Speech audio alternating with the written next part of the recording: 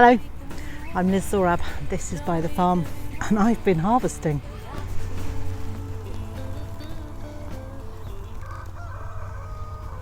So I've just collected all of the red cabbages growing in this row. I sowed these seeds in early spring. It's a variety called Red Acre, and I absolutely love red cabbage. I love it immensely. So what I've done is I've taken the heads. I'm going to prepare them all in a batch cook in the kitchen and get everything frozen for the winter. I've left the stems and some of the leaves on each of the plants in the hope that they will grow further little heads. And in fact, looking at this and this one here, they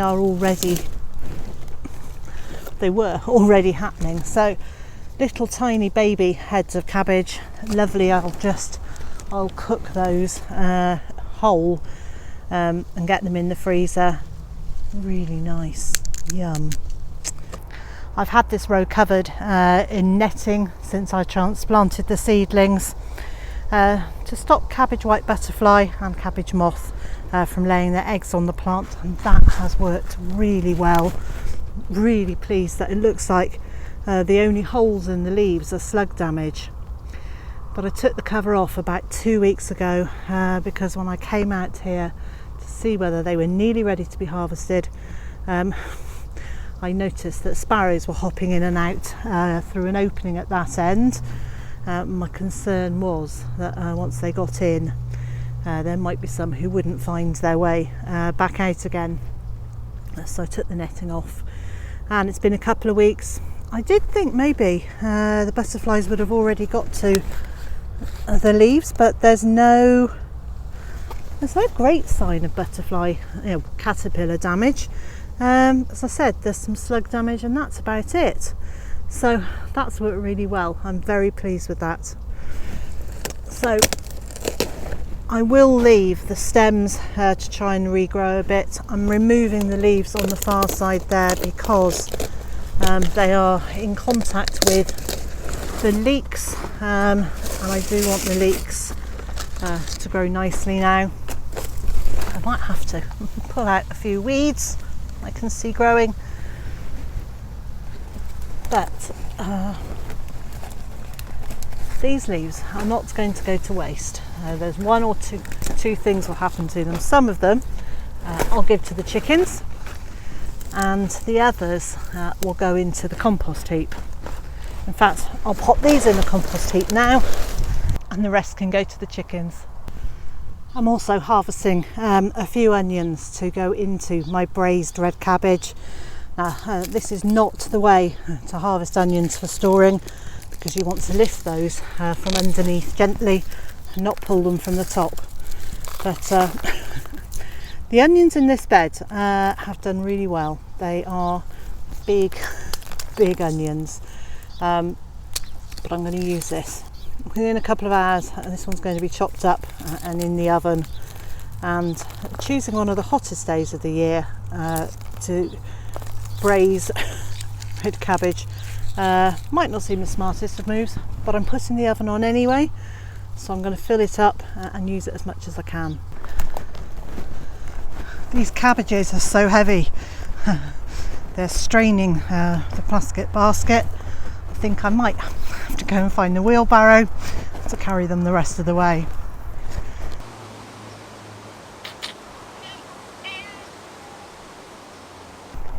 I don't want to forget these for the chickens. Are you ready for some cabbage? Here we go. Whoop! There you go.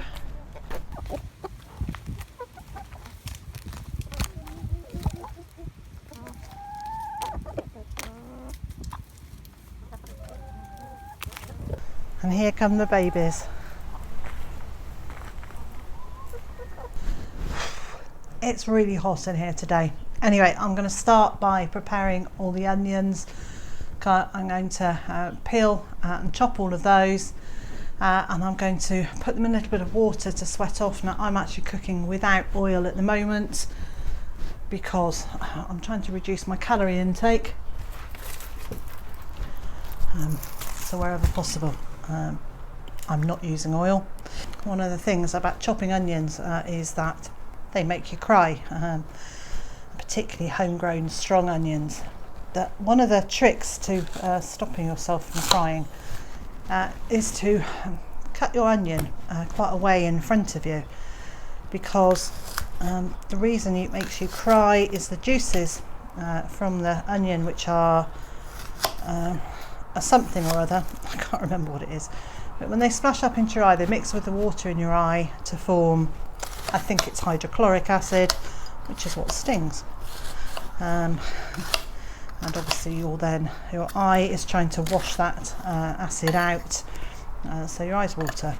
But if you hold it, your onion away from you and lean back a tiny bit, you've got much less chance of that splashing up into your eyes and causing that problem.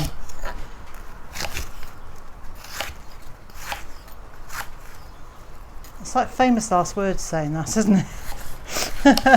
So you watch another 5 minutes and I'll be crying like mad.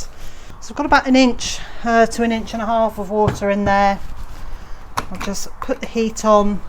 So that's all the onions chopped. They're in some water. Just going to pop a lid on and leave those to cook for a little while. So next thing for me to think about is the red cabbage.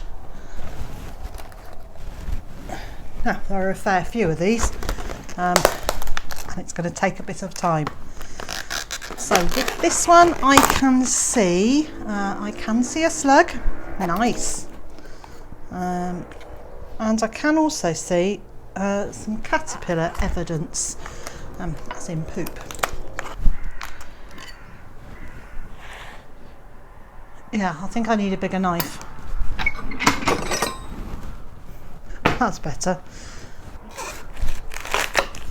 So the way I prepare them is I cut the bottom off, and then I cut the heart out, so it comes away as a triangular piece like that, and then I'm going to cut it so it's in quarters, and then I'm going to slice it.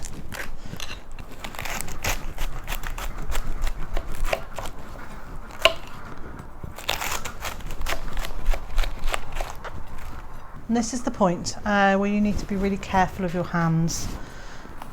Be careful where your fingers are, and it's also worth making sure that you've got a really sharp knife, because with a blunt knife it's very easy to slip and make a very painful mistake. So straight into the sink. When I first left home, I went to college and trained to be a hotel manager, and included in that training was learning to be a chef.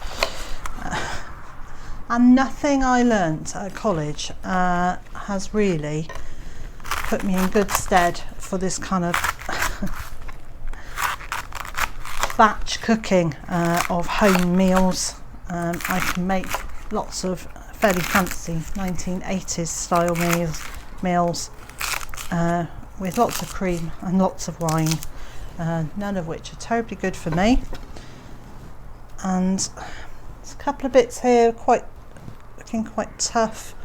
I think they can go to the compost heap as well. For ease and speed, and just to be able to show you what I'm going to do, I'm going to do one lot up on the hob. So that's got a scoop full of the onions in it, and that is that one red cabbage, and in there I'm going to add a bottle of homemade wine. Now I will, half a bottle of homemade wine. This one is a mixed fruit wine, but any wine will do, and a red wine is generally nicer. So that's got the onions that have boiled a little bit, it's got chopped cabbage that has then been washed in some salted water, and the wine. And next I'm going to add some cinnamon. Now I use ground cinnamon. I do have cinnamon sticks, So I'm going to guess that's about 2 tablespoons and a rough guess, and some ginger. Now it's about 1 tablespoon. I'm also going to add some fennel seeds. These are ones that I've collected from the garden.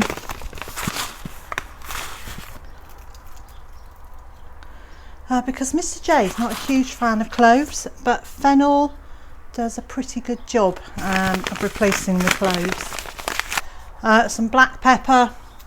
Now I'm quite heavy-handed with pepper because I really like it, but it's not everybody's taste. And then on top of all of that, I added a tiny bit of Chinese 5-spice. So that's probably about near the end of the jar. So I've put the rest of that jar in, so that probably made about 2 tablespoons of the Chinese 5-spice. Stirred it all in so those spices go all the way through into the cooking liquid, the wine.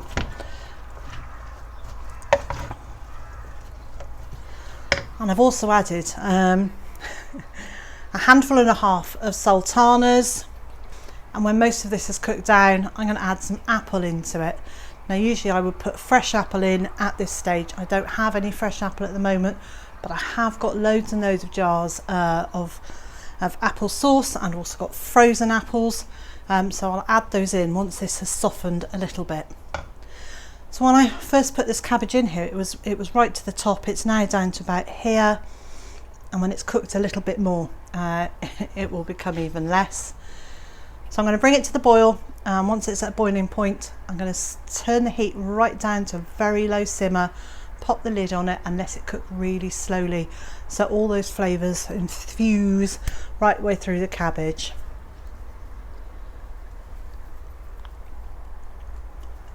Which already tastes lovely. So when I'm doing it in the oven, all I do is put everything into a very large casserole dish, pile everything in, and put it into an oven on a medium-high heat to start with. Then I turn the heat right down and let it braise very slowly.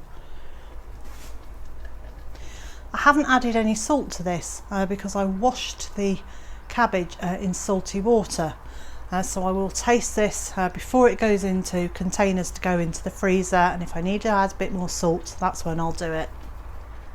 So that's how I do braised cabbage. It's very simple. It's really hard on such a hot day to be thinking about winter food, but this is the time I start getting everything away into the freezer, into containers, into jars, and to make relishes and chutneys and all that sort of thing ready for the year ahead.